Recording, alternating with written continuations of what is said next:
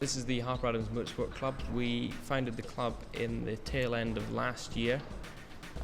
We started with a car that was about 2 weeks away for going for scrap, and we're now with a running car. We've already competed in events on the Isle of Mull, the Glengorm Time Trial. The car was very competitive, but in times beating drivers in Mark II escorts, much more competitive than us, sort of thing.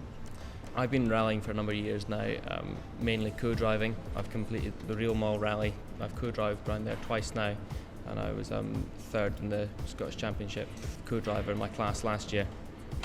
So it started out from there, and I was chatting to Dan one day, and we'd spotted a car at Harper that was in need of a lot of love and attention, and that's where it started from. We've grown up from there. We've now got one car that runs and competes, and we're currently building a second Tomcat vehicle.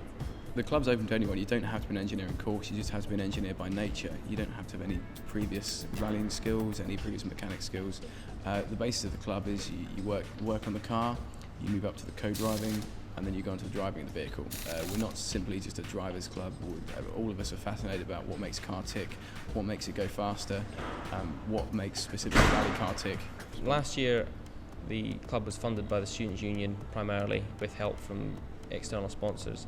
We're hoping to generate a succession plan to pass the club down through the next generations of Harper students and grow the club. Harper engineers by nature, the course is very, very applied. The theoretical knowledge we learn in the classroom is backed up by this applied learning as well. We build an off-road buggy based on what we've learned in the classroom about spring rates, calculations, that sort of thing. Being out and about in the car, not only competing but taking it to shows. People want to hear about the car, especially the young engineers of the future.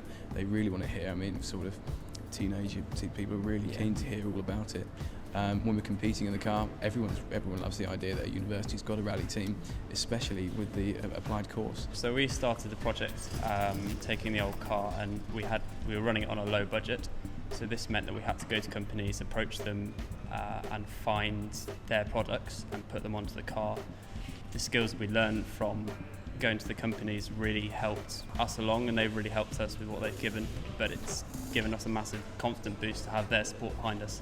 So we've been really thankful to the sponsors that we've had already, but with the nature of rallying and motorsport, you're always evolving, the project's always going further, you're trying to push the car further, the team further, and this requires new equipment and new companies to get behind you and really get that extra boost that you need to evolve and be competitive, which is what we aim for. There's a lot of stuff that goes on behind the scenes that you don't see. Everyone sees a nice car that rolls out of the doors, but no one really sees how it's actually been done before.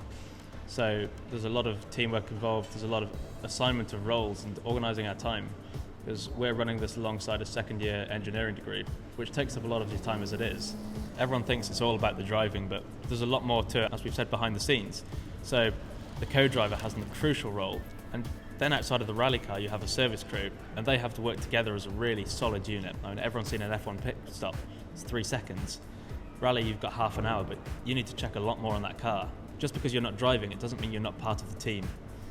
So even if we're not racing in the event, we love to go to them. And just last weekend, we went up to Ingliston Stages to the DTC, where myself, Max, Dan and James were marshalling. So we were on the start-stop controls, we were in charge of giving over their times, and by the end of the day, myself and Max here were in charge of a section, which is the split section, one of the most dangerous bits on the track. No one's an expert in rallying. We've found when we've gone to events, we've had guys that have won that event 6 times, and he's spent 2-3 hours explaining all about his car to us. And then you've got guys that it's their first time in their winning show experience. It's a real community that they'll take anyone, and that's why you should start rallying. It's just awesome.